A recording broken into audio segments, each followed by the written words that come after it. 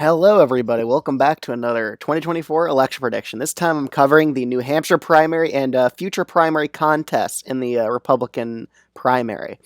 So, big news. This is the second time I recorded this video because Ron DeSantis has just dropped out of the race. So, that changes a few things for future primaries. Nikki Haley's certainly going to get second in terms of delegates now. And I think DeSantis could have saw the writing on the wall that he was in a distant third New Hampshire, distant third New South Carolina. Now it's a one-on-one race, which is what Nikki Haley always wanted. And honestly, this is probably worse for her because DeSantis was hurting Trump more than hurting Haley because Ron DeSantis has pretty much endorsed Donald Trump now. So that changes a few things. But beforehand, we have to talk about Vivek dropping out and Ron DeSantis dropping because that did change a lot of the battleground in New Hampshire. Originally, Trump was in the mid 40s. Nikki Haley was in the mid 30s. Vivek had like 7% of the vote. Ron DeSantis had 6%. And now both Vivek and DeSantis are now out of the race. So now it's pretty much a one-on-one contest in New Hampshire. DeSantis being out here, he takes away 6%, and that 6% is probably going to go towards Donald Trump. Maybe there's a few anti-Republicans in there. Maybe she could get like, I don't know, 1 or 2% of that support. But again, she needs to hope for extremely high independent turnout. She is winning among independent voters in the state of New Hampshire for this Republican primary, and New Hampshire allows independents to vote here. So if we take a look at the polling currently, some polls have it as a very close race. Recently today, there was one poll that had Trump only up by 2, but that's the only pollster that shows it, so it's likely an outlier. Every other pollster shows Trump in the double digits or so. So heading into this New Hampshire race, with DeSantis out of the race, it's probably going to be... I don't think Trump's going to get like 55% of the vote in New Hampshire, but maybe around 54. But again, okay. So let's head on to New Hampshire. Before, with DeSantis, he wasn't going to get any delegates because he wasn't over that 10% threshold. So now with DeSantis out of the race, I still think Nikki Haley gets like 40% of the vote. I think she at least hits 40. I think she would do a bit better than what pollsters said. Actually, I think independent turnout will be a bit higher here because New Hampshire, it's a pretty unpredictable state when it comes to primaries. But I still think Trump's the overwhelming favorite here to win. So I think he gets probably like... Well, with DeSantis out of the race, polling did have him at... It's hard to tell where his last delegate would go, because I do want to get this pretty much correct here. Nikki Haley get 40% or so, while Trump gets that other delegate. So I'm predicting a 13-9 delegate split for New Hampshire. I think Trump's probably going to end up winning this primary as well. It's probably going to be one of the more competitive states in this primary. Probably the most competitive one, I would say. But I still think Nikki would stay in the race. She's putting a goalpost to about a second place finish in the state of New Hampshire, like a strong second. Getting 40% of the vote, that's pretty much a strong second for her, I would say so. Moving on to Nevada. Again, she's not on the ballot here, so Trump's probably going to get like most of the delegates here. I mean, maybe there's some people that caucus for DeSantis. Again, he is on the ballot here. Ryan Binkley, I'm pretty sure, is on the ballot here. But I think Trump's probably going to get like 88% of the delegates. I want to see the Nevada primary rules for a second here. Let's just take a look. Do they have a specific procedure? Proportionally to who receives at least 3.85%. So if we use just DeSantis as the other candidates here, again, I think DeSantis probably gets at least 1 delegate here.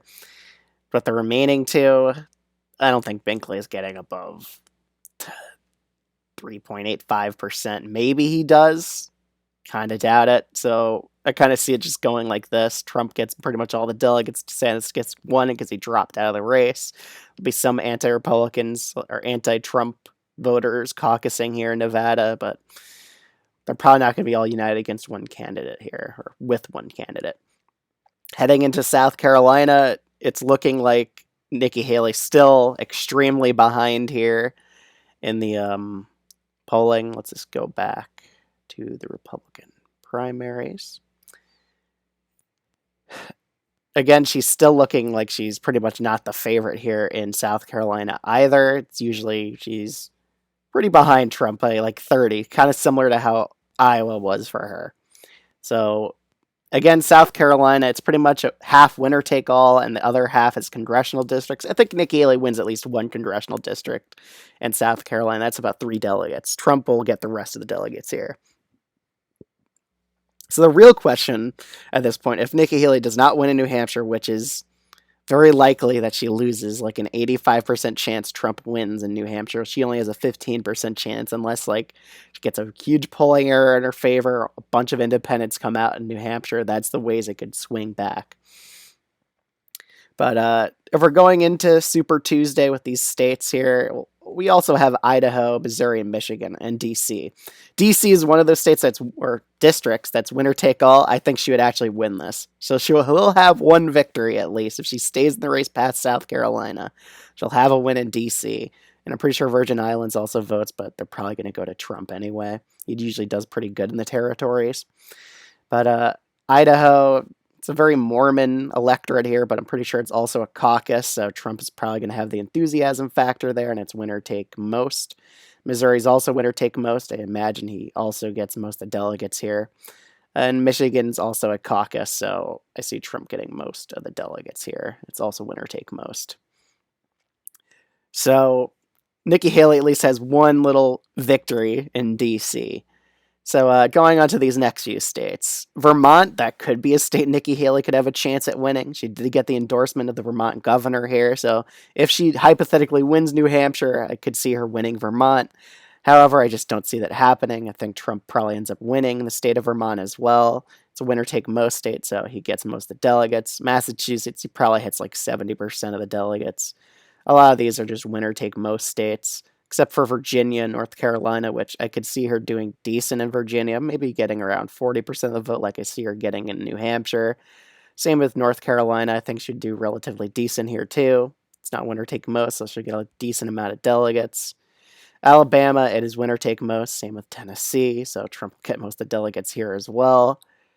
At this point, it's just a Trump landslide at this point. In the national polls, he's at like 70%, so she needs to get a win in New Hampshire. Otherwise, it's over. Just you could take a look at this delegate math here. Minnesota, winner take all. California's winner take all if you get over 50%, and Trump's certainly going to do that in a one-on-one race. Texas, it's also winner take most. Colorado, I still think Trump wins here, but a bit slower of a victory. In Utah, this is the one state I still think that's going to vote against Trump because there's a lot of Mormons here. I could see Nikki Haley pulling off her only victory in a state, along with D.C. So, and there's Alaska, which Trump's probably going to win. It's proportional here, but Nikki Haley's probably only going to hit 40%. So, and we can't forget about American Samoa. That's also a state that's voting. Or its territory. So other than that, at this point, Trump will have like 850 delegates. He might even hit 900 if Nikki Haley continues to drop the ball in other states. Again, she would probably drop out at this point. Winning one state and one territory, as in D.C. or at the Capitol, it's not a winnable campaign. So she could very well just drop out after South Carolina, which I could see her doing as well. But I could see her justifying to stay in the race till Super Tuesday to see how the rest of the states shake out. I mean, she may as well at this point, just to see if she could win in a single state like Utah. So she really has nothing else to lose because I doubt she runs in 2028. You may as well just finish out this campaign till Super Tuesday, but she would certainly drop out after this map because I just don't see any other path for her. Like, only a win in Utah, that's really not enough. I mean, you could take a look at the primary schedule here. It doesn't get any better for her. I mean, Guam, Northern Mariana, Puerto Rico, these are all things Trump's going to win. Georgia, Hawaii, Mississippi, Washington. And then the winner-take-all primaries here, a bunch of them down this way on March 19th. So Trump will secure the nomination by March 19th. He'll win 1,237 delegates, which I'm pretty sure is a majority here. No, it's 1,215. Okay.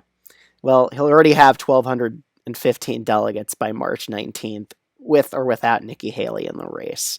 So it's pretty much an unwinnable battle here. She might just drop after South Carolina. But other than that, this is kind of how I see the primary shaking out and so far. And my official New Hampshire prediction, it's probably going to be Trump winning New Hampshire by about 12 points. That's what I'll say, like a 12% margin or so against Nikki Haley. Yeah, I would say about 12. That's a fair one. The delegate split wouldn't reflect that, but let's see here. Yeah, that would only be a 9 point, but I still think Trump will get 13 delegates in the state of New Hampshire. Well, Nikki Haley gets 9. So we'll see how correct I am on the delegate math there, and we'll see how correct I'm on the margin. I think Trump wins New Hampshire by 12. Let me know your predictions in the comments down below, and yeah, let's see if this is correct by New Hampshire tomorrow. Other than that, thanks so much for watching. If you aren't subscribed to the channel already, you should totally do so. And just let me know your feedback down in the comments.